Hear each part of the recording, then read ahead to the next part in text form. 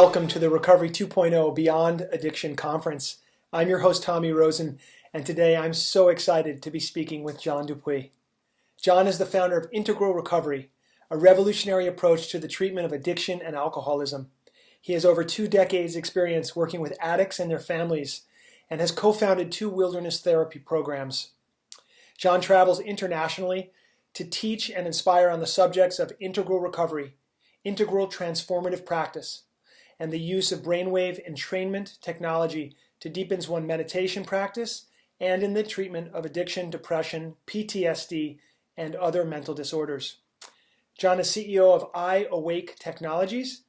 He's an adjunct John F. Kennedy University faculty member and author of Integral Recovery, a revolutionary approach to the treatment of addiction and alcoholism, and the winner of the 2013 USA Best Book Award in Health for Addiction and Recovery. John, thank you so much for lending your voice to the Recovery 2.0 conference. Welcome. Thank you, Tommy. It's really an honor and privilege to be here. Well, John, let's jump right in. I want to help people understand your approach to addiction and recovery. Let's just start with, and we're going to have to get into integral theory a little bit, I imagine. Sure. What is integral recovery? Well, integral recovery, the really quick version, it's 2 things. It's using the integral or aqua map, we'll talk about that in a little bit, and integral recovery practice or integral life practice as the carrying vehicle of a lifetime of sobriety and beyond that to becoming the best, most awake, healthy versions of ourselves that we can possibly be. I love, you just referred to your teaching or these teachings as a carrying vehicle. Exactly. I love that. Well, I want to hit on that again in a moment. For people who don't understand the basis, the philosophical basis for integral recovery, which I'm assuming is integral theory, as Ken Wilber has laid it out. Right, as applied to recovery. As applied to let's start there then. Let's help people understand what is integral theory. Okay, well, integral theory it's really a meta theory. It's a way that we can combine all the different things, that the essential parts of anything, for example, whether you're building a building or a company or a football team or whatever. In this case, we're talking about recovery from addiction and alcoholism and depression. And so it allows us to put it all together and see what's necessary and essential so that none of the essential bases are missed, and we cover everything that needs to be covered. So what are those essential bases when you talk about addiction and recovery? How does integral theory apply there? Well, let me just go back a little bit. I was working, I founded a program called Passages to Recovery, and it was a wilderness program for adults specifically designed dealing with alcoholism and addiction. And it was 18 and over, and we'd wander around in the southern Utah wilderness for 8 weeks, 12 weeks, and we would work on ourselves. Wow. And we would meditate, and we would work the steps, and we would speak our truth. We did sweat lodges, and it culminated with a vision quest, like, Creator, what am I here to do? Give me the strength to do my life. And so, and I knew, and by the way, I loved your latest email where you were talking about the 12 steps. And I'm a great lover of AA and NA and the 12-step programs. And in my mind, they are the beginning, the foundation of the modern recovery movement. Yeah. However, it was started in 1939. That's when the big book was written. And we've learned a thing or two about a thing or two in the meantime. Yes, we have. So my process is not to negate the 12 steps at all. In fact, I see them foundational. And I see them foundational not just for addicts and alcoholics, but for everyone who wants to be a functional, moral human being in the world. It's Humanity 101. We are on the same page, you and I. Yes. So with all of my clients that I work with, the ones that can possibly work the 12 steps, I have them do that in addition to integral recovery or as a part of it. Now, there's some people who have been so wounded by religion and different experiences that they can't really wrap their heads around kind of the quasi-near spiritual religious thing, the God stuff. And so they don't have to die on the streets, lonely and cold. I can work with them also. But whenever possible, I include AA in the 12 steps. Wonderful. So all that to say, I saw what I was doing was not quite enough. So I started pushing into the holistic realm. Okay, we need to deal with nutrition and exercise and the body and all this stuff. And I had this kind of mushy conglomeration of things that I thought needed to be included, and it was a step in the right direction. But I had read Ken Wilber very early on. I went to JFK University in the Bay Area, studied transpersonal psychology, late 80s, early 90s, and I was familiar with Ken Wilber, his early stuff. And then I happened on a website where I found a PDF by him saying, what is aqua, or what is integral? And I read it, and I had one of those intellectual illuminating moments. And it was like, I saw it all. It was like, I found the Rosetta Stone. That's just what it felt like for understanding recovery and what needed to be included. And I said, oh, this is brilliant. And I got on the phone, I got on the internet, and I called the Integral Institute and got a hold of people and said, okay, who's applying this stuff to recovery? And at that point, I couldn't find anybody.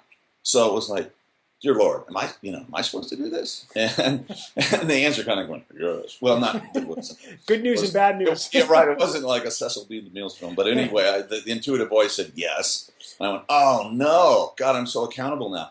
So anyway, I started really catching up on Ken Wilber's work. And one of the things that Ken was talking about was an integral life practice. And going back to George Leonard and Michael Murphy and Esalen, they wrote a great book in 1991, I think, The Life We Were Given. And they were saying, we can take people to these great retreats, and, they're there on the Big Sur Oceanside, and they do, they soak in the water, and they do yoga, and they do all this stuff. And they have these great illuminating experiences, and they go home, and the light fades. So what can we do to sustain this rush of life, this rush of inspiration, this spirituality that we encounter here at Esalen? How can we make that last for a lifetime and keep growing? And they designed this thing they call integral transformative practice, that you're going to work the basic essential parts, capacities or intelligence that need to be worked over a lifetime. And that's your physical body, which includes exercise, yoga, cardio, strength training, nutrition, supplements if necessary. You're going to work your mind. You're going to grow in wisdom and skillful means to know what's going on in the world and be able to act upon it. You're going to grow with your emotional health. So the trauma from the past that keeps a lot of us stuck, that keeps us in structures and ways of looking at ourselves in the world that are no longer functional. And of course, in the stuff that happens from moment to moment, day to day, right? So you have to learn how to deal with that, own the feelings, bless them, and let them be your teachers, and let them do their thing and release. And then in the last essential line is the spiritual line. And spirituality not as a dogmatic belief system or something you invent, but as an encounter from your own interior practice and your encounter with the world that flows from there. So they put those four things together. Ken took it and added all his brilliance to it, and I just, I'm the hamster on the shoulder of giants, and I took all that and I applied it. Well, maybe this is what we're lacking, because when I was doing treatment for years or working with people, people get sober, and most of the time, they're not our worst, they're not our most dysfunctional people, but they're our best and brightest.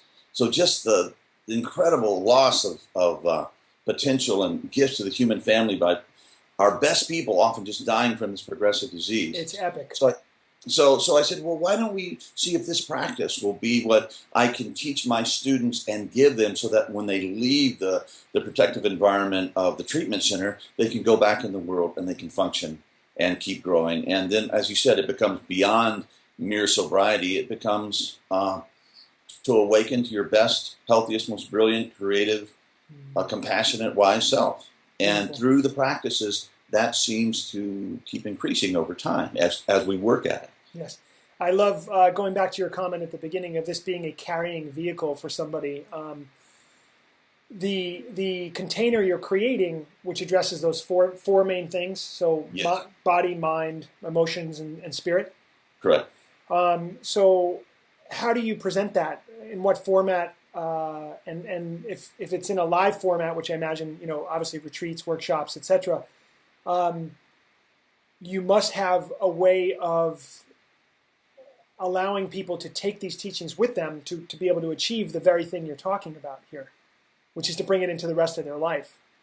Yes, well, I'm definitely, somebody wrote about me recently, said he's part college professor, part rabbi, part football coach, and part spiritual director, so you kind of combine all these things, because those are all the areas that need to be hit. Awesome. So yes, I actually train and I meditate with my students, and I work out with them. And I'm not doing residential right now. I did that for 8 years in our little hamlet in southern Utah. But One of the things that happened to me, I'm not an addict, by the way. I'm not an alcoholic, but I suffered from debilitating, life-threatening depression. And my older brother committed suicide in my living room, and that, and among other things, it was a perfect storm. Just destroyed me, and I became very depressed, and I just wandered like a hungry ghost for about 4 years, traveling the United States in my old pickup, and finally I landed at home with my parents, and they say home is the place where you arrive, and they can't not open the door. So I started to, try to work on myself. I was doing yoga, I was doing qigong, and I was going to therapy. I was working out in the mornings because the darkness, in my case, would descend in the evenings, and I'd just go into this hell. And I really wanted to kill myself a lot. I mean, at that, and I'm sure addicts understand this, but at that point of suffering, death no longer seems like a threat. It seems like a blessed relief. And existence in life seems like the hell. Yes. But I couldn't do it because my brother had already committed suicide. So one suicide in the family is more than enough. So I had to hang in there. So I kind of developed this practice. I would get a little better, then I'd throw myself back into my work, being a therapeutic wilderness guide, and then the stress would get to me and I'd crash again and go into months of just this debilitating depression. And it's to the level that it's not, well, can I get up and go to work? It's like, can I get up out of bed and take a shower? I mean, just that heavy. And I would get a little better, then I'd have a relapse into this over. And so when I started developing all this stuff for my beloved addicts and students, right, lo and behold, it was actually helping me heal myself. And along the way, I heard about this technology called binaural beats.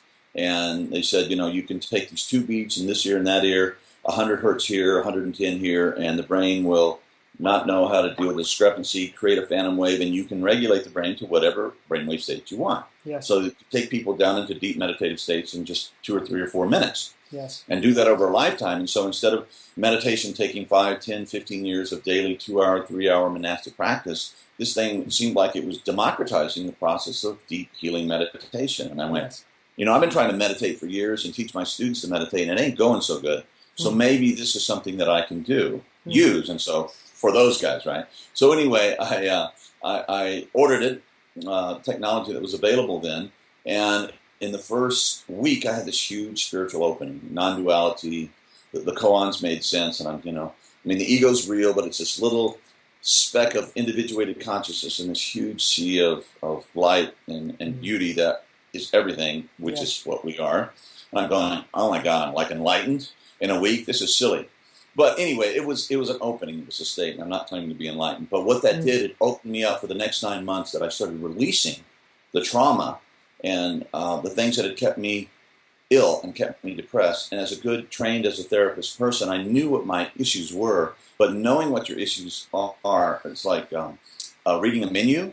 And menus are wonderful and good, and they tell you what's there and how much, etc. But if you don't eat the meal and you just read menus, you will starve to death. That's right. So and this stuff would come up, and it would begin to just resonate in my body, my heart, my solar plexus. This is where most of my work was done. And oftentimes the mental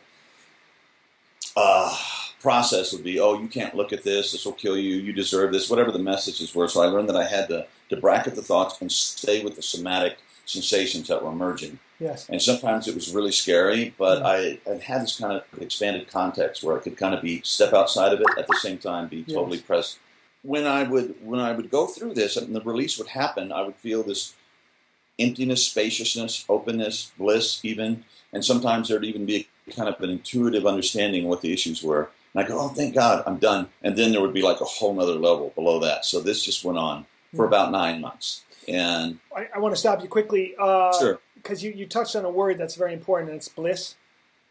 For someone who'd been, caught in depression and had struggled in the ways you're describing, I would like to get sort of an understanding of what you were feeling, or what is going on in your mind as you're starting to feel better, as you're starting to feel a sense of bliss. Like that's got to be a very foreign feeling to you at this point.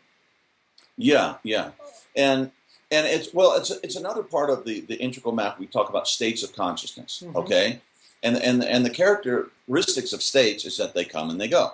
So depression comes and it eventually lifts. Right. Joy comes, it goes. Being hungry, being anxious, being depressed, all of these things are states. In our meditative practice, we will experience all these things. That's right. And addicts and alcoholics are really familiar with states of consciousness because you're always trying to latch on to a certain state. You want the buzz, you want the rush, you want the forgetfulness, whatever it is, and whatever particular drug. And you're avoiding other states of being sober, of being depressed, not feeling good about yourself, feeling overwhelmed with life.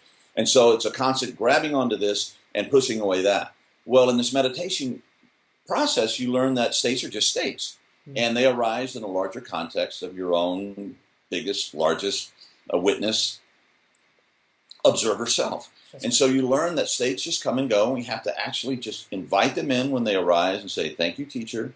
You don't have to fix them. You don't have to medicate them. You don't have to push them away. You don't have to stuff them. You don't have to project them. You just let them be there. They come, they do their thing, and they release, and then,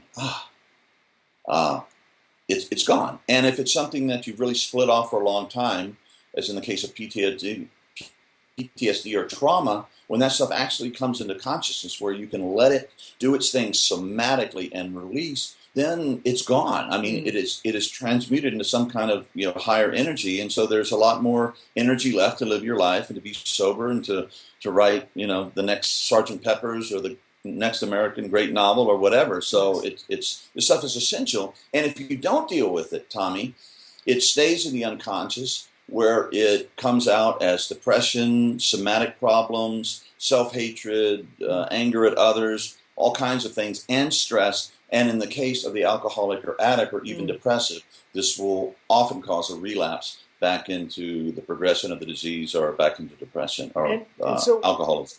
And so are you suggesting that in your experience, the discovery of binaural beats and the application of that in your life was the beginning of this sort of getting these issues out of your tissues, if you will?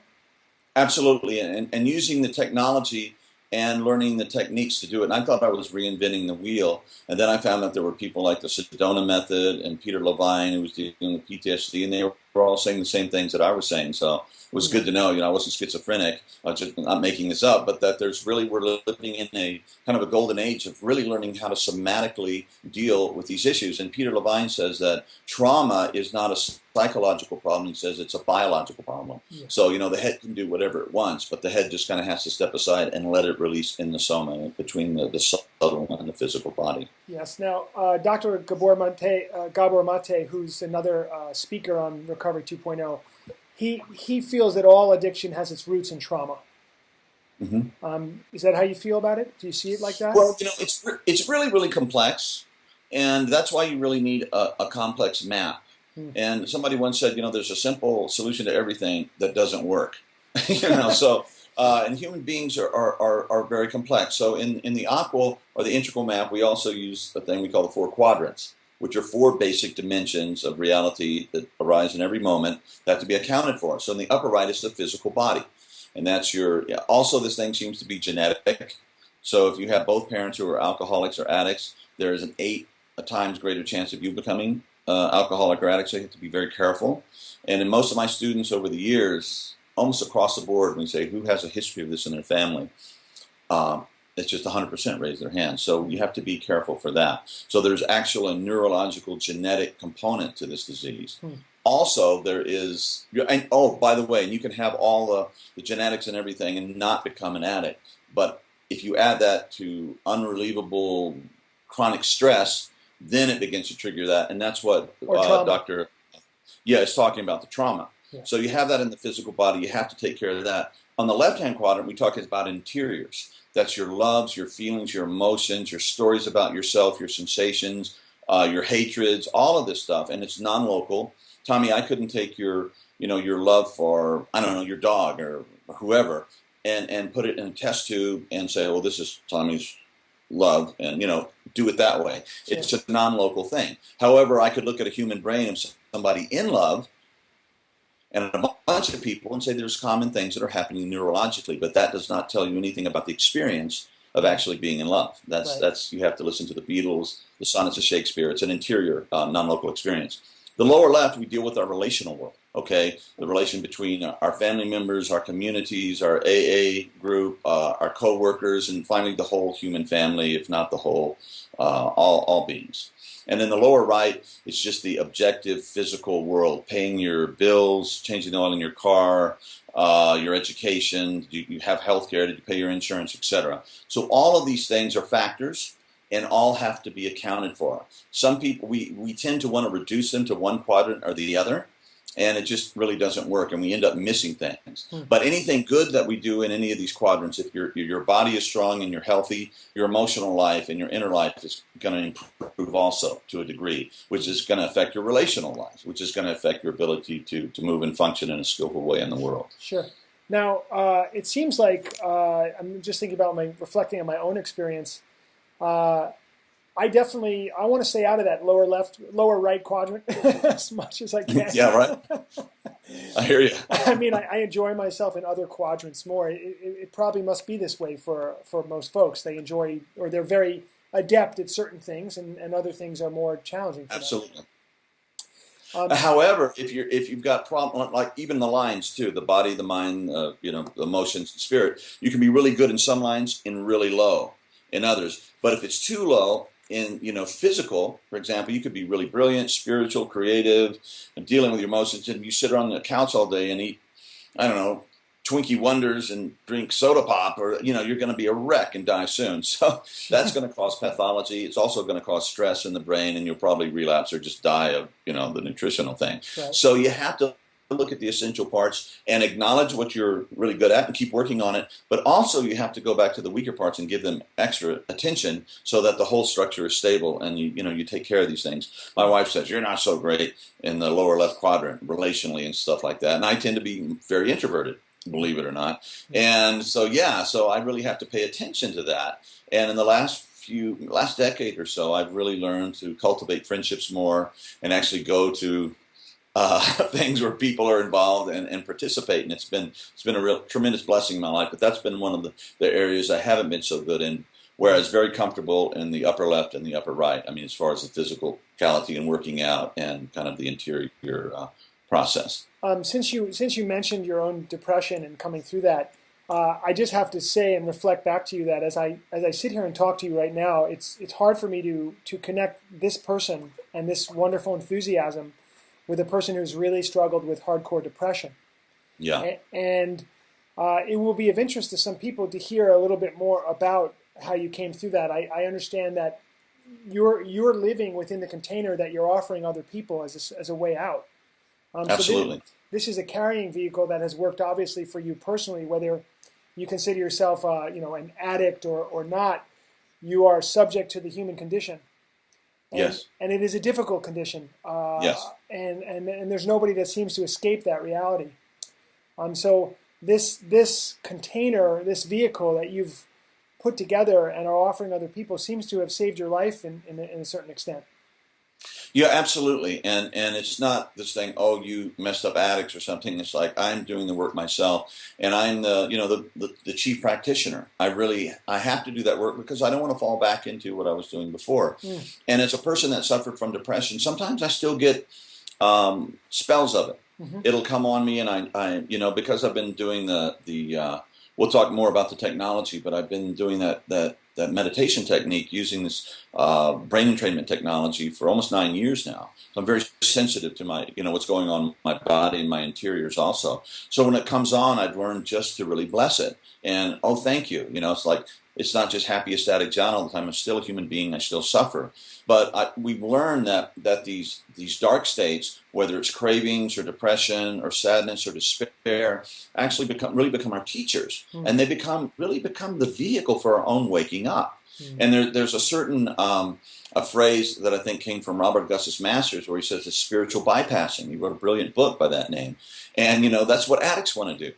We want to bypass the suffering of the world and just get high. And it just doesn't work. So as we get well and we deep into our own interiors and our own spiritual practice, we learn that we have to embrace the darkness, and that the only way out is through, holistically or honestly and with integrity, is through it. So when the depression comes on now, I know what I do. I'll do an extended meditation, and I'll sit there and be present with it. I bless it. One of my things, I say, thank you, teacher, and I stay with it, and it often intensifies. But then I come through it, and when I come through that that period of darkness and suffering and despair, I can actually, can kind of hold it in awareness that it's not a reality, the ultimate reality, but it's what's going on in my body, my mind right now. I come through it and I feel humbled, I feel grateful, I feel like somebody dissembled my ego structure and oiled it and cleaned it and put it back together, and more connected to the world. And the word compassion comes from the Latin to suffer with. So when we allow ourselves our own depth of our own suffering, at a certain level, it begins to connect us with the suffering of all people, and in a certain sense, in a Buddhist sense, we might say that nobody's sober until we're all sober. Nobody's saved in the Christian sense until we're all saved. Nobody's not hungry until we all have enough to eat. And so that just deepens our practice, and we begin to realize that our practice, lo and behold, it's not just for us. It's not just a narcissistic, self-involved thing, but you're healing yourself so that you can become a vehicle to achieve what you need to do this lifetime, and what your expression of your deepest, best self is. Beautiful. I love it. I love it. I want to talk to you a little bit about the technology and try to understand. So first of all, you are CEO of I Awake Technologies. Yes. And what does I Awake Technologies do? Okay, well, I had been using earlier iterations of mainly binaural technology, which is the beats I described before, for about 5 years. And I was trying out a bunch of different technologies and trying to find the best thing for myself and my students. Well, I was in Boulder, Colorado, where I am now. I'm not at home. I'm on a trip. And a friend introduced me to a man, Eric Thompson. And we began sharing. He had suffered from depression deeply, myself also. And we talked about how this technology had brought us out of that. And he said, well, I think this guy's just brilliant. I mean, he's just off the scale, really a genius when it comes to this stuff. He says, I think I've built a better mousetrap. And I went, oh, yeah? I said, well, do you have some you can show me? And he gave them to me. And at this point, I've been doing the meditation for 5 years. So you become really attuned, to what's pushing you and what's working. And I listened to it and I went, holy mackerel, this is really good. What are you doing? And so he began to explain it to me. He was using very sophisticated algorithms. Used to be just the beats, and he put music over, but he uses all the sounds to train the brain. And he was using this bilateral stuff that's kind of like MDR and other layered technologies, as well as subtle energy technology he calls biofield. And so with my wife, who has been my life partner and been able to witness and watch my own healing process, I said, we need to do this company because I think it's not just about us making money, but I think we have a better offering to the world, that we can really make a better technology working with Eric. So we put it together, and it's been about 4 years now. And it's just got... Eric is so evolutionary, so dedicated to improving the technology that I could just go on for 2 hours talking about what we're doing there. But suffice it to say that it's very powerful. It's at iawake.com, technology.com, is that right name? iawaketechnology.com. Oh, it's in a piece of paper. Obviously, that's my part of the business. My part is out working with people, and I don't take care of the website. So if you go there, you can listen to a free 20-minute download and experience yourself. And then if you want to, get going on it, it's awesome. It's great for depression. It's great for helping stay sober. It's not a cure, by the way. I'm not claiming that. But I think it gives you maybe a 20 or 30% nudge in the right direction. I love it. And you put that together with the physical exercise and with the nutrition and the releasing work, and that's another 30, 40 and there's a lot of nudges. And pretty soon you get nudged off, just staying sober game board, and you're into a whole new game, which means, evolving to the best version of yourself and being of service to the world. Yes, I love it. I'm so religious about my practice. I get up. I did an hour of my meditation first thing in the morning. I will go and get a cup of tea or coffee, sit down and just, do it. And that gets me in the groove for the day. Oftentimes I release some of the impressions and stuff that I got from the last 24-hour cycle of my life. And it's just there. It's in the body. You let it go. And often I'll get, okay, today I need to, this is what I need to do in the world as far as my work, my give back. And then there's just a time where I let all of that go, and it's just contemplative resting in the presence and the stillness and the openness. And that covers about all the bases that what we need to do. And it's just shifted everything. Now the user experience of this, it's an oral experience. Yes. So, and you have to have headphones. Well, not for all of them. In fact, a lot of them now, because there's a lot of subtle energy stuff embedded. You can just listen to it in the background, or sometimes it does. Sometimes you don't even have to have any volume on. It's just this energy feels created. But for the real kind of interior daily practice of going inside, in other words, you can listen to it while you're answering emails and thinking. It really stimulates the brain to function at a high level. But for the interior work, yeah, it's recommended that you get headphones, good earbuds, and listen to it. And, it's like at a certain point, the sounds become almost irrelevant, and you're just like focused in this deep, still, present place. Eyes open, eyes closed? Either I personally I do it with eyes closed, but I know there's Zen. You kind of keep half open, half closed, the kind of interior exterior. But after a while, when you do the practice, 6 months, a year, maybe even less, it kind of begins to inform you establish the practice then establishes you and teaches you, and you kind of get to know what techniques you want to use. And the nice thing about it is, if you're an advanced Vipassana meditator, or Zen meditator, or Christian contemplative centering prayer meditator, it makes all that stuff better. So you don't have to leave your tradition behind and adopt something else, but it'll just supercharge meditation on steroids in a positive sense. Yep. And it's not addictive, by the way. I don't find myself, craving my meditation. It's a practice. It's like, okay, I still have to get my lazy butt out of bed and do my practice, but the blessings and the payback have been so extraordinary that I just don't want to go back to where I am. And plus, I'm so engaged in my life and what's going on now. And, if I'm going to teach and preach and all this stuff, I better be in integrity with my own life and not just, not doing it and talking about it. So that helps really keep me on the beam. Can you tell us a little bit about the work that you do in terms of if someone shows up at a retreat or a workshop of yours, what's the experience like? What could somebody expect? Well, it's like we had our house, and we built a guest house on our property in southern Utah, and we did that for about 8 years. And Pam said, finally, you need to stop doing that. So now I'm working with others to teach this. By the way, let me put in a plug for this. We just started last week. It's called Integral Recovery Institute, which you can find at integralrecoveryinstitute.com, where it's a year course. 6 months is the first part, which is just the basic overall theory and practice of integral recovery.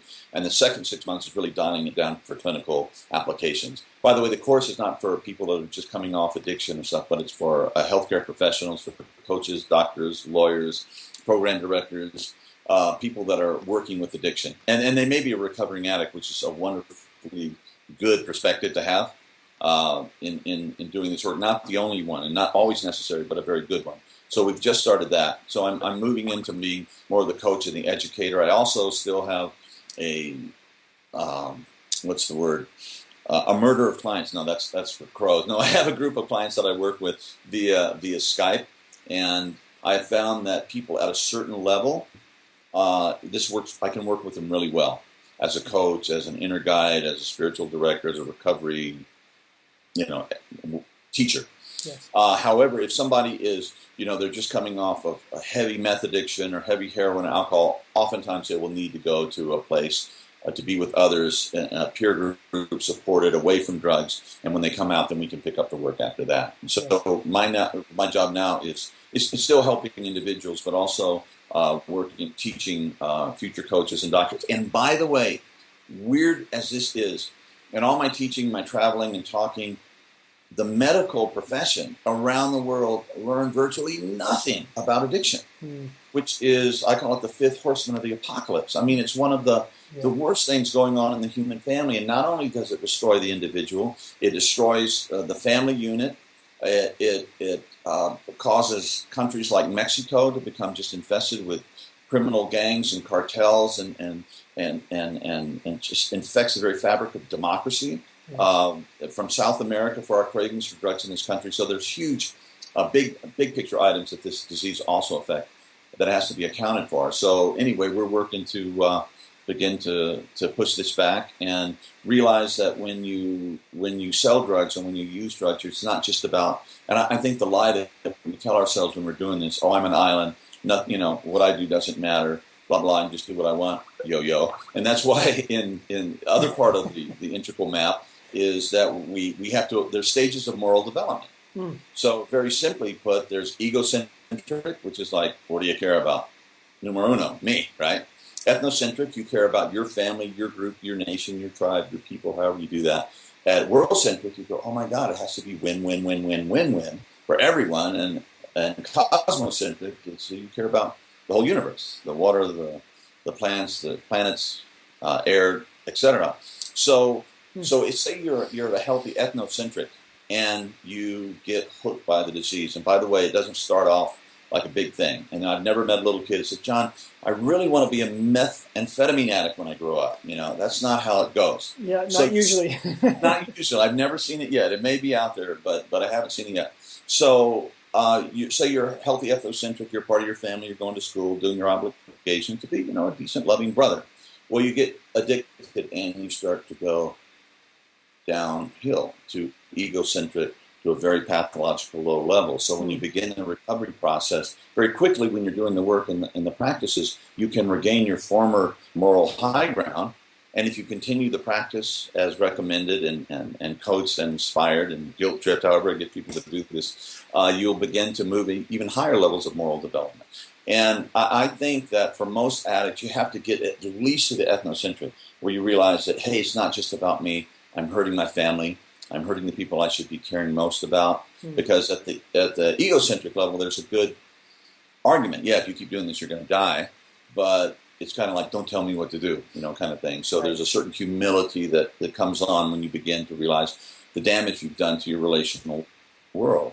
And then you move from there. And I think and obviously when you get to world-centric, it doesn't mean you don't care about your family anymore. It transcends and includes these lower levels. But the more compassion and the more caring and the more love and the more purpose and meaning, I think it just reinforces the need for us to continue in our recovery. It's like, why should I get out of bed? Why should I do my practices? And it's very obvious, bam, bam, bam, because your family, the world, your calling, etc. You get up and you do your work. So we need that purpose and vision and directionality, and that's part of the process, finding that for the individual. Thank you so much. I just want to go back to the very beginning of that for me, which was at Hazelden, where I went to rehab, drug and alcohol treatment. One of the greatest lessons I've ever had or given to me, one of the greatest acts I've ever had to do was actually to make my own bed in the morning. Literally, that was the profound act that put me on a path of recovery, where I realized, like, well, I can do this because they won't let me eat in the morning if I don't do this. But later on, 2 or 3 weeks into the process, it was, I'm not going to admit this to anybody, but I actually enjoy doing this. And that's something. I feel better having made my bed. And not only that, I might not be good at anything else today, but God damn it, I'm going to be good at making my bed, So that was a very profound sort of, at the egocentric level, just beginning to see somebody move to that shift of internal focus of, I'm not doing this because someone's making me do it, but I'm doing this because I actually want to do this. Yes. It's going to help me in some way. And that's a huge shift in the recovery process when you reach that turn. And I tell my students in the first 3 or 4 weeks, I may be working harder on your recovery than you are, but after about a month or 6 weeks, if I'm still working harder than you are, it ain't gonna work, because you have to become committed to your own growth and your own healing in your own life. Yes, John, I want to talk to you a little bit, if you don't mind, about relapse. Sure. And specifically talking about, it doesn't have to be drugs and alcohol, but whatever your addictive behavior is, when people return to a behavior that is destructive to them, that they know is destructive to them, right, that they had put down previously for some period of time. Can you, I'd love to get sort of your perspective on relapse, the things that trigger it, lead up to it, and then of course, how should we approach that if we're somebody that has to deal with that, or if we're in the middle of a relapse, trying to get rid of shame and guilt, for example, right, and move forward out of it and make it, like you said, a teacher. Yes. I'd love to get your thoughts about relapse. Yeah, well, relapse is part of this disease, and it doesn't necessarily mean, you failed. And they say that I think that people that have been successful in AA, for example, on average, there's like 4 relapses before it kind of finally sticks. Yeah, right, or more. I think that's a conservative number. But in integral recovery, one of the truisms, the slogans, if you will, is that relapse doesn't occur when you ingest the drug. It occurs when you stop practicing. Okay, so for my students that continue faithful with the practice, boom, boom, boom, they seem to stay sober most of the time. Now, when they stop and they go, "Oh, I'm too busy. I'm sick of doing this crap," blah blah blah, then they will tend to relapse. And the good news is, however, that many times it's not a severe relapse. In other words, just because you fall off the wagon doesn't mean you have to go down to the depths of hell all the way. And they pick themselves up and they begin the practice. And if necessary, you have built-in agreements. Okay, if you relapse, then you need to go check yourself into Tommy Rosen's clinic in LA. I don't know if you have a clinic in LA, but anyway, you should. For X amount of weeks, and you come back and we'll start working. And it's okay, brother. It's like maybe, and by the way, recovery is cumulative. So all the work that you did before that relapse is not lost.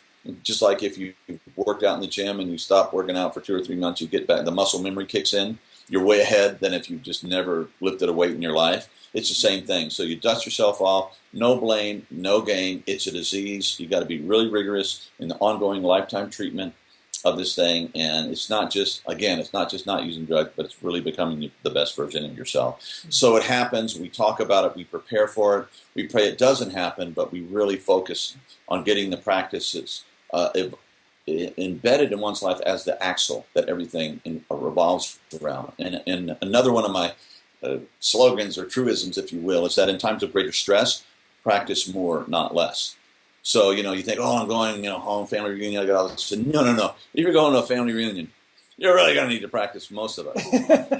Wilbur says, if you think you're enlightened, go home for the holidays, right?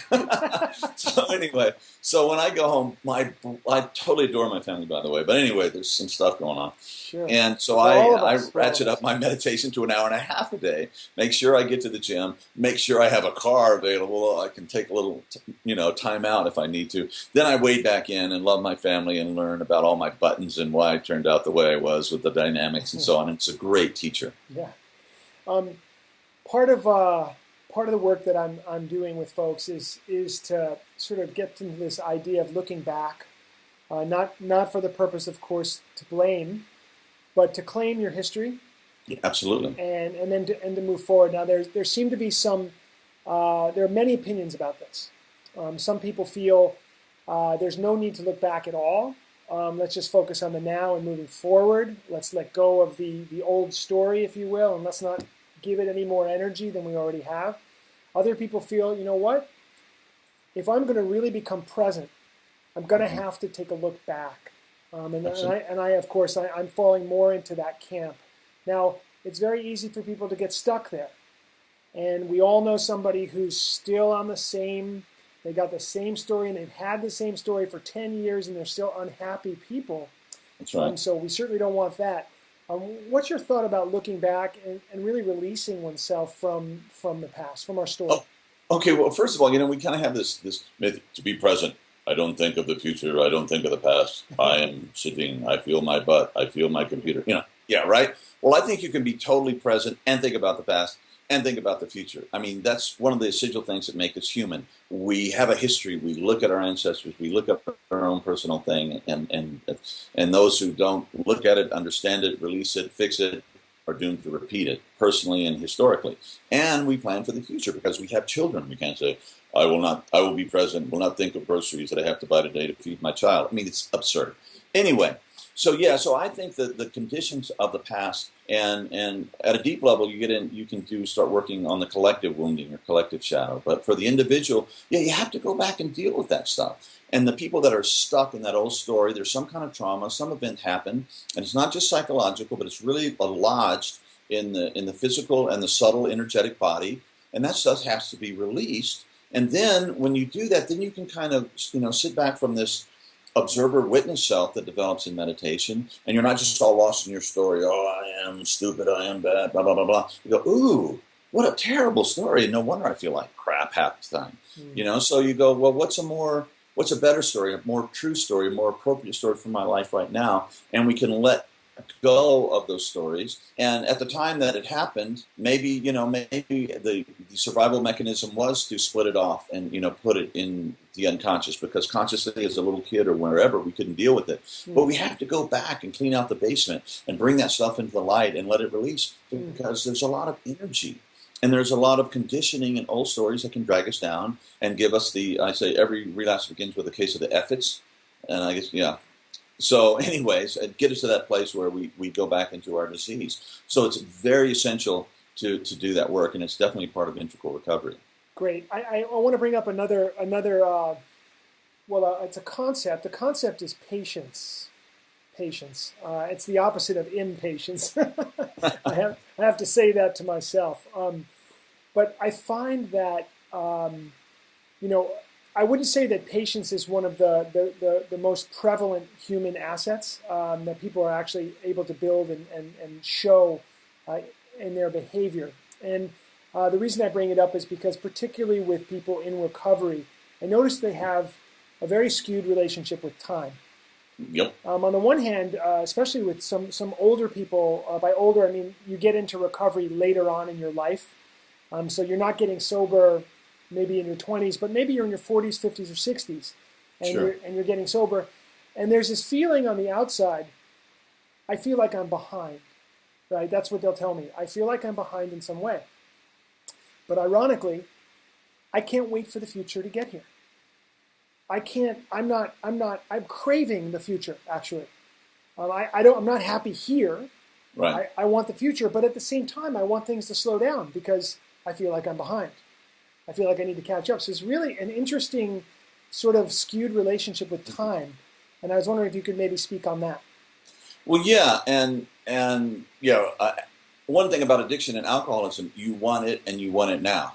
And then somebody had this thought experiment. What if you had this drug? It was like $2 a hit, and it was like ecstasy and heroin, all this good stuff mixed together. And the only problem was when you took it, it took 48 hours to kick in. No addict in the world would want it, So it's like I want relief. I want it to change now. Right. And in addiction, you get to do bad things to feel good immediately. In recovery, you have to do good things to feel good, over time. So when you begin to learn the dynamics of getting well and practice, and there's a brilliant classic book that I reference in my book. It's called Mastery by George Leonard. And George Leonard was one of the founders of humanistic psychology, transpersonal. Brilliant man. He just died recently. And he at 65, he started teaching, learning Aikido. And by the time he died, he was like a fifth Dan, a master teacher. People would come all over the world to learn with him. At 65, he started studying this. So he knows something about practice. And he says that practice, there's levels. You have these real breakthrough levels. Like you do the heroin, and you just nod out whatever. You're in that dark, silky, restful place where the world can't touch you for a little while. Mm-hmm. And so you fall in love with that. In practice, you do have breakthroughs. I don't know if you've learned a foreign language or a musical instrument, or in your yoga, it seems like you're plodding along, and all of a sudden, ding, you're at a new level. That's right. And it goes like this, and it goes down a little bit, and there's a new plateau. And before the next breakthrough. But you just have to fall in love with the peaks, with the plateaus, with life in general, and know that you're just one day at a time. You commit, you do your practice, and it begins to shift. But you can't just be addicted to the future or avoiding the past. And and there's some truth in what you're saying, Tommy, because there are some things. If you start, really engage in heavy drug use when you're 15 years old, when you get sober when you're 35, there's a lot of catch-up work to do, intellectually, emotionally, physically, spiritually. So you I have to work hard to get back to where you're supposed to be. But if you work hard with the technologies and the techniques and the wisdom that we now know in a really holistic, integral way, you can really catch up. And all of your suffering and your dumb things, and things you hurt and broke, if you own it and you work with it, they become compassion and wisdom. Okay, and all your deficits can be redeemed as compassion and wisdom and learning and can become your assets if you do the work. Yes, thank you so much for that. So, the experience of binaural beats and the technology that you're putting out now through iAwake Technologies, I have to imagine that that's going to help this process of re-relating to time, if you will. Yes. So meditation in general. So most of the meditation I do in my life is from the Kundalini Yoga perspective, and also Buddhist perspective as well. And I'm an eclectic meditator, so I Same here. pull from a lot of places. But with your beats, it's an accelerator, and so it's going to help people. Interestingly, it's going to more quickly help people to relax and come into the moment. Yeah. Yes, absolutely. And when you relax, then the stuff that's been repressed can actually emerge. And you can start getting rid of this old stuff. So yeah, there's a deep relaxation. We become much more emotionally resilient. The stressful things, the bad things that used to knock me off my wagon and put me into another cycle of depression that would go on for weeks or months. Sometimes, it's like, remember the old, in the toy stores, I don't know if they still have them, but these clowns that had, you'd blow up and they were sand on the bottom, you could punch them and they come back, punch them, Sure. they come back. Sure. Well, that's kind of what it gets to. Well, again, you completely feel the stress, you completely get angry, you feel things, but you just feel it, you pass it through, then you're back. And it doesn't knock you off into another cycle of relapse or depression or whatever it is. Yeah. So we become more relaxed. We learn how to relax. We learn how to deal with stress, and we learn how to let stress do its thing and release it. Is there a mental focus as you're doing this form of meditation? So in many schools, you'll focus on your breath, or you'll focus on another anchor, a sound, or a candle, or a picture. What's the process there? Well, great question. And a lot of people that use the technology, we call it the Profound Meditation Program, well, at least that's one of our central products, come from years of meditation. They've been doing meditation in some tradition. So it's not like I said, well, you have to start all over and all that stuff was a waste of time. No, it's like it meets you where your brain and your nervous system is today. And whatever practice you have, it just makes it more powerful and more effective. Now, for people, a lot of people that come to me don't have a meditation, and one that I kind of invented myself, and then I found there was this long tradition when I was at a monastery. I went, it's called centering meditation. And what you do is you focus on the heart, and when the mind wanders, which it does, you have a word, a sacred word of your own choosing, like amen or thank you or whatever. You bring it back to center, and that's the focus. And when the mind wanders, just bringing it back is part of, it's not a bad thing. It's like doing the curls. It's strengthening your nervous system and the new synaptic relays and all this stuff. But also the intention is to surrender yourself to your highest good, your higher power, to God, Spirit, Buddha nature, however you want to language that. And so you're just surrendering. Here's little self, surrendering and opening, deeply relaxing into a open posture to higher self.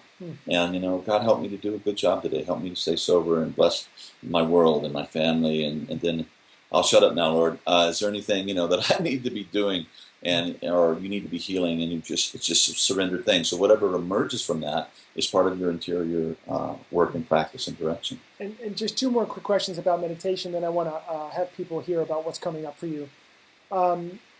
If you're used to working with chanting, I have to imagine that there could be a conflict there in terms of the sound that you're hearing and then actual, a verbal chanting of a mantra in your meditation. Challenge there, I imagine? No, I mean, certain tracks, we have one that's called Digital Euphoria, for example, and we have about 80 different products now, so it's a pretty ever-expanding library. But I find that if I'm doing this particular track, and others too, and I really enjoy oming, I'm a really good omer. I won't blow everybody's speakers right now. But anyway, I'll do that along with the tracks. And so I'm doing kind of an internal resonating while I'm actually, at this vibrational frequency of deep meditation with this technology. And man, it just like really takes me deeply into the process, and I really enjoy it, and it's very powerful. So something definitely can be used along with the meditation tracks. Okay. And what typically is a length of time for a beginner, someone who's just coming to this for the first time? What would you suggest? Yeah. Okay, so one of the really powerful things about this type of meditation that you don't get so much in traditional brain entrainment meditation is that trauma begins to release.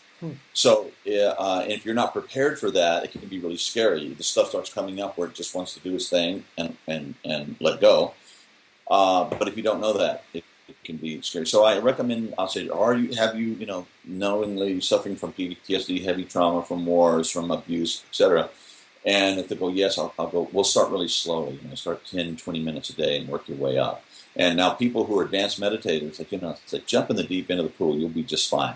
And in my practice, what I've come to and what I've seen in the people that I work with, that if you do an hour meditation a day, and this is not as awful as it sounds, because the tracks actually take you into deep meditative states where it's not just like being miserable sitting on the cushion, right, which happens often in meditation, you will really get into what I call the evolutionary fast lane, and things really go. And so that's basically what I build people up to. And we have for beginners, we have a very kind of organized, systematic program to go through, and for everyone. But after a while, after you've been doing it 6 months, a year, you kind of begin to intuitively know how you practice, and what tracks you use when, and whether you're going to do a Vipassana thing or you're just holding a question, or what am I supposed to be doing in my life, or about this issue. And so it really becomes quite interesting. And our interiors, by the way, are vast. The more we meditate,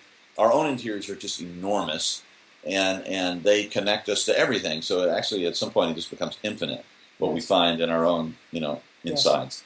Thank you so much. Thank you so much for this work, for everything you're doing.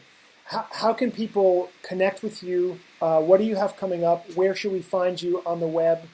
What products can we look for? Please let us know.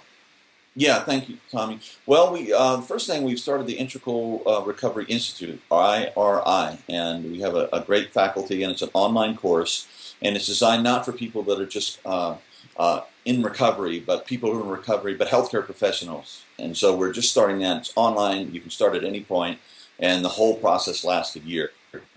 So it's integralrecoveryinstitute.com. Okay. We also, of course, we have iawaketechnologies.com, which is all the meditational stuff. Oh, and by the way, my next book, which I want to block out a month this summer, is going to be Recovery for the Rest of Us. Basically, that's the working title.